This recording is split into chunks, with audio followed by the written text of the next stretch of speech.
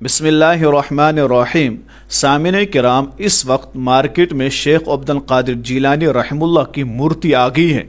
आप सब लोगों ने देखी होगी कि शेख अब्दुल कादिर जिलानी रहमुल्लाह की मूर्ति बनाएगी जिसमें उनके सर पर पगड़ी रखी गई।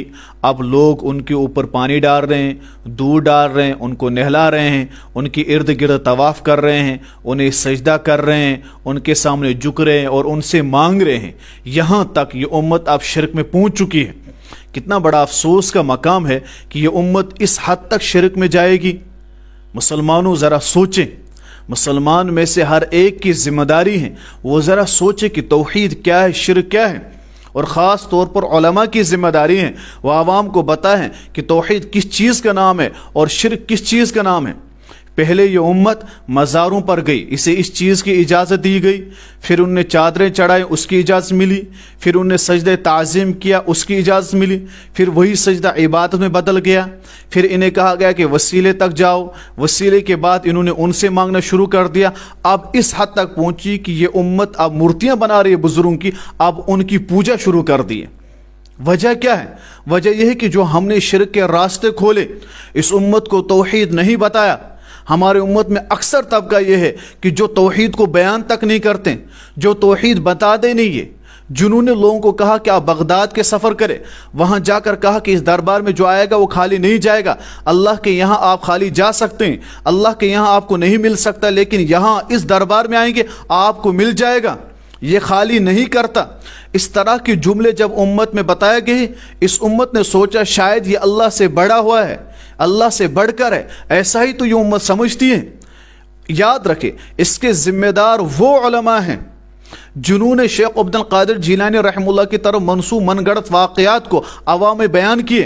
कहा कि शेख अब्दुल कादिर जिलानी रहमुल्लाह के मुरीदीन सीधा जन्नत में। शेख अब्दुल कादिर जिलानी रहमुल्लाह से जो मांगो, मदद मांगो, वो आपकी मदद करेंगे। शेख अब्दुल कादिर जिलानी रहमुल्लाह के नाम पर जब उन्होंने नारे लगाए, शैअन लिल्लाह की तरफ मांगने लगे और कहा कि वो अता करने वाले हैं, वो देने वाले हैं, औलाद ना हो वो देते हैं, रिज़्क ना हो वो देते हैं, वो आप पर तमाम करम करते हैं। जब इस तरह के नारे उन जाहिल मुल्लाओं ने लगाए, जिसकी वजह से आज ये नौबत आ गई कि ये उम्मत उन बुजुर्गों की मूर्तियां बनानी शुरू कर दी। इसकी वजह वही जाहिल मुल्ला हैं जिन्होंने शेख अब्दुल कादिर जिलानी रहमुल्लाह की सीरत को इस तौर पर बयान किया कि नबी से बढ़ाया, अल्लाह से बढ़ाया, और कहा कि जिस तरह अल्लाह की तारीफ करते करते तमाम कलम ख़त्म होंगे, शेख अब्दुल कादिर जिलानी रहमुल्लाह की तारीफ करते करते भी ये चीज़ें ख़त्म होगी, कलम ख़त्म होंगे, स्याही ख़त्म होंगे। अल्लाह तक पहुँचाया, यहाँ तक बताया कि शेख अब्दुल कादिर जिलानी रहमुल्लाह, अगर आप दिल में उनका नारा लगाते हैं वो आएंगे, आपकी मदद फरमाएंगे। यहाँ तक बताया कि शेख अब्दुल कादिर जिलानी सलाम फेरते थे, इस तरफ लोग उलमा बनते थे, इस तरफ कदम फेरते थे, इस तरफ सलाम फेरते थे, इस तरफ लोग हुफ़ाज़ बनते थे। ये वाक़या भी मार्केट में आ गया कि कब्र में भी जब आपसे सवाल होगा, अगर आप कहेंगे कि मैं शेख अब्दुल कादिर जिलानी का मुरीद हूँ, शेख अब्दुल कादिर जिलानी का दोबी हूँ, तो कहेंगे कि फरिश्ते कहेंगे जा तू जन्नत में है। ये वाक़े मनगढ़ंत लोगों में बयान किए गए। यहाँ तक बयान किया गया कि एक काफिला था, एक कश्ती में दूल्हे वगैरह थे, वो 11 साल पहले मर चुके थे, शेख अब्दुल कादिर जिलानी ने उन्हें जिंदा कर दिया। इस तरह के हज़ारों मनगढ़ंत वाक़यात है जो लोगों ने गढ़े हुए हैं, जो इन जाहिल मुल्लाओं ने अवाम में बयान किए हैं।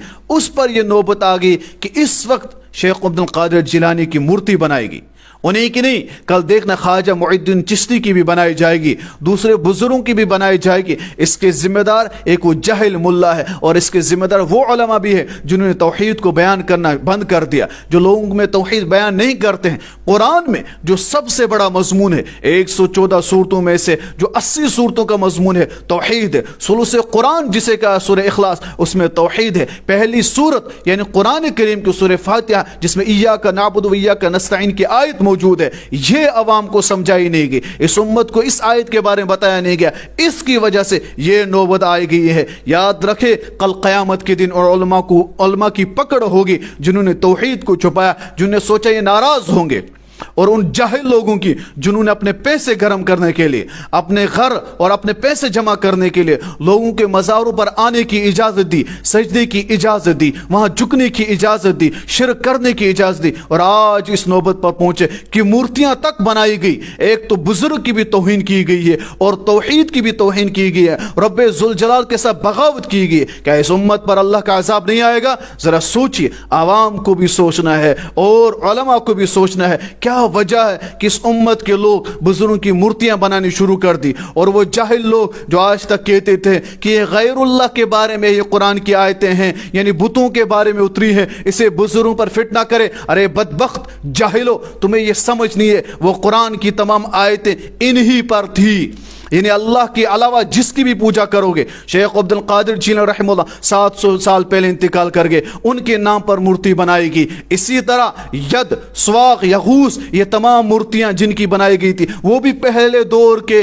بزرگ تھے اور لوگوں میں محترم تھے، لوگوں کے اللہ کے نیک بندے تھے، ان کے نام کی مورتیاں بنائی گئی۔ یہی آج پھر سے شروع ہو گیا ہے۔ ان جاہلوں کو ذرا سوچنا چاہیے، آج ان کی اس کوتاہی کی وجہ سے، ان کی اس نادانی کی وجہ سے، ان کی یہ بے دینی کی وجہ سے آج اس پر یہ امت پہنچی ہے کہ انہوں نے اپنے بزرگوں کی مورتیاں تک بنائی ہے۔ ذرا سوچئے، افسوس کا مقام ہے، ہم سوچتے نہیں۔ اس وجہ سے خدا را امت کے تمام علماء سے میری گزارش ہے توحید کو بیان کرے، شرک اور توحید میں کیا فرق ہے اسے بیان کریں، توحید کو مت چھپائیں، اللہ کے یہاں پکڑو گی۔ سب سے بنیادی چیز توحید ہے۔ میں اپنے کشمیر کی بات کرتا ہوں، کشمیر میں تقریباً 99% اس وقت شرک عام ہو چکا ہے۔ اس کی وجہ کیا ہے؟ وہاں کے علماء کرام نے توحید بیان کرنا ہی چھوڑ دیا۔ گنے چنے آپ کو کچھ علماء ملیں گے جو توحید بیان کرتے ہیں۔ کہاں گئی توحید؟ کہاں گئی اللہ کی وحدانیت؟ کہاں گئی وہ شرک کی نفرت؟ کہاں گئی وہ بدعات کی نفرت؟ کیا وجہ ہے کہ آج اسے بیان نہیں کیا جاتا ہے؟ وجہ یہ ہے کہ لوگ ناراض ہوں گے، اس کی وجہ سے فتنہ ہوگا۔ کیا آپ نے یہ نہیں دیکھا کہ پاک پیغمبر صلی اللہ علیہ وسلم نے قولوا لا الہ توحید پہلے بیان کیا؟ اپنے ناراض ہوئے، اپنے مخالف ہوئے، اپنا خود کا سگا چاچا ابو لہب وہ ناراض ہوا، جس کے جواب میں اللہ نے اسے بد دعا دی، تبت یدا ابی لہب۔ کیا اس سر کو ہم نے نہیں پڑھا؟ کیا وجہ ہے؟ نبی نے جس پیغام کو سب سے پہلے امت میں بیان کیا، جس کی وجہ سے نبی کو گھر سے نکالا گیا، نبی کی 2 بیٹیوں کو طلاق ملی، اس توحید کی وجہ سے۔ پاک پیغمبر صلی اللہ علیہ وسلم کو پتھر باندھنے پڑے اس توحید کی وجہ سے۔ پاک پیغمبر صلی اللہ علیہ وسلم کی بیٹی کے پیٹ میں برچا مارا گیا، جس کی وجہ سے حمل گرا، وہ بھی اس توحید کی وجہ سے۔ آپ صلی اللہ علیہ وسلم کے چاچا کو شہید کیا گیا اس توحید کی وجہ سے۔ 3 سال تک محصور کیا گیا۔ پاک پیغمبر صلی اللہ علیہ وسلم اور ان کے صحابہ پتے چبا رہے تھے اس توحید کی وجہ سے۔ اور اس امت کا علماء کیا کہتا ہے کہ لوگ ناراض ہو جائیں گے، لوگ مخالفت پر اتر جائیں گے، لوگ مجھے بلانا چھوڑ دیں گے، لوگ میری عزت کرنا چھوڑ دیں گے۔ افسوس ہے تمہاری عقلوں پر، افسوس ہے تمہاری سوچوں پر۔ ذرا سوچیں، توحید کو بیان کریں، توحید کو بالکل بھی نہ چھوڑیں، امت میں اس توحید بیان کریں، انہیں بتائیں۔ انشاءاللہ امید ہے امت بھی اس سے رک جائے گی، قرآن پڑھے گی، توحید پڑھے گی، اور علماء بھی توحید کو بیان ضرور کریں گے انشاءاللہ۔